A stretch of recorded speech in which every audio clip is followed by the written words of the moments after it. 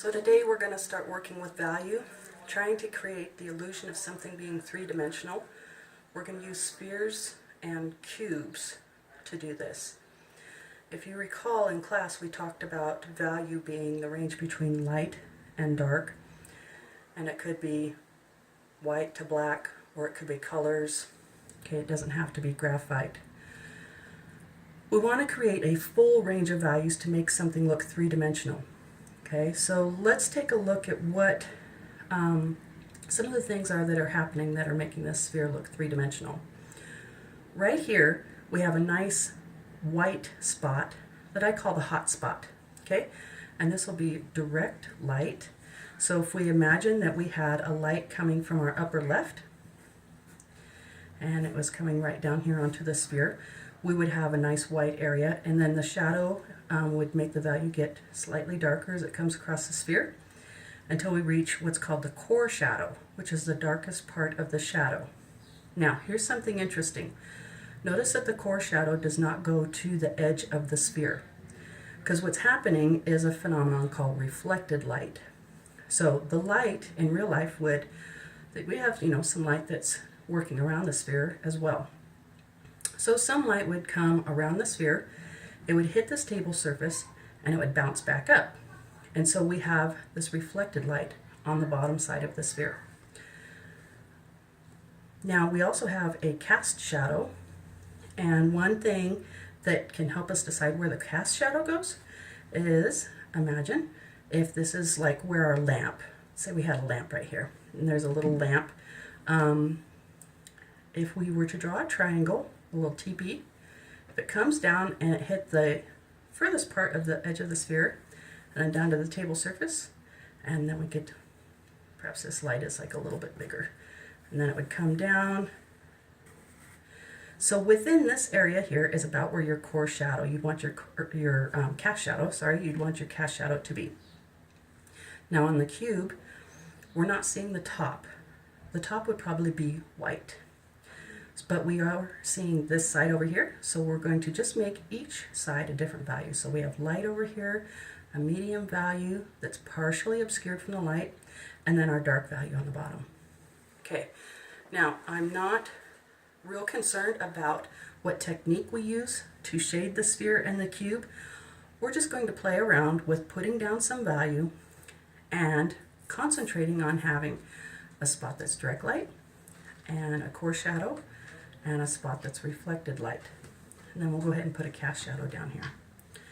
So you can take your pencil and you can hold it like you would to work on the tip, or you can put your pencil underneath your hand and work on it on the side, whatever you want to do. And we're going to go nice and light up here at the top.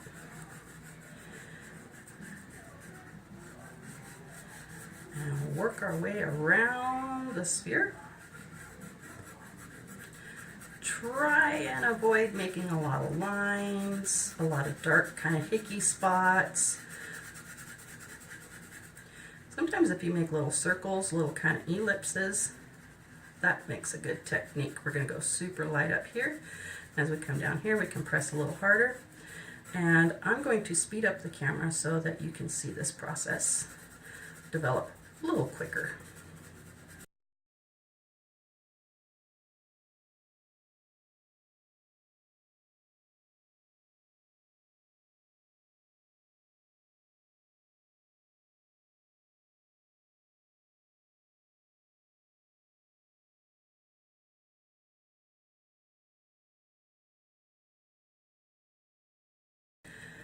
Now, one thing we want to remember is craftsmanship, right? Keeping your image clean. So if you have any areas where the pencil marks went outside the sphere, make sure that you go back and clean those up.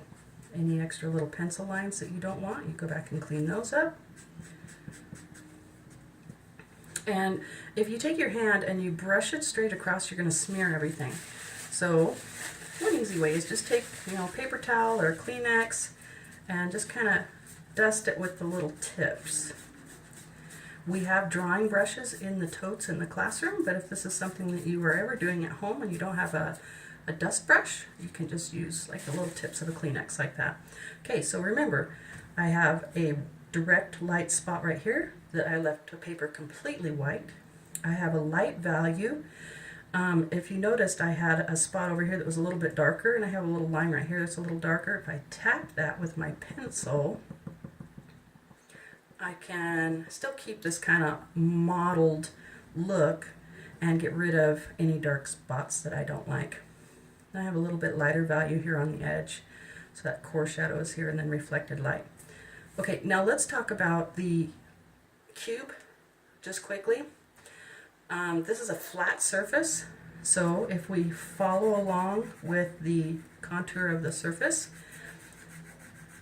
and contour, if you recall, is the direction, the shape of the surface, and we'll be using that a lot in our next practice.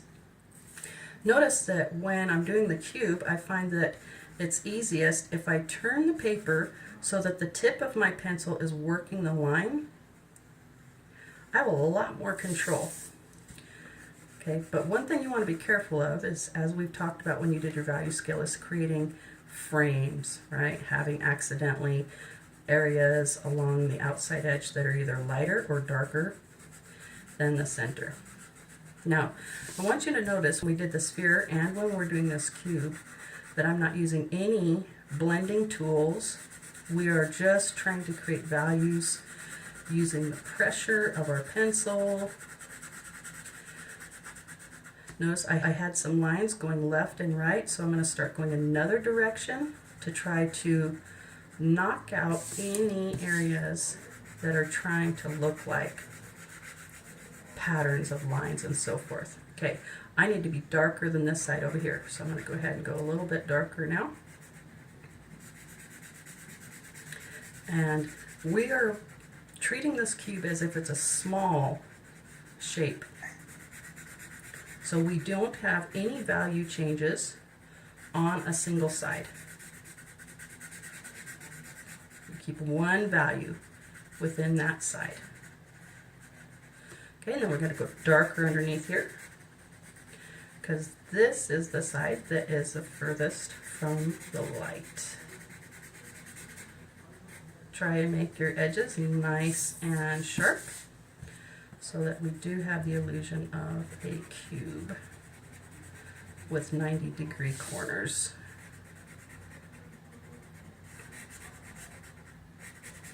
And there again, I can take my eraser and go back and clean up any little mistakes that I have. Here I have some spots that are darker, and I don't like that, so I'm just going to tap these. Now remember, the more you sit there and erase on a piece of paper, you're tearing up the fibers, and then when you go back to go over it again, you will get a darker value because those torn up fibers are going to grab that graphite and hang on to it. Okay, so that's our practice on creating our illusion of three-dimensional forms, having a full range of values. Not too concerned about a technique of a surface texture or anything right now.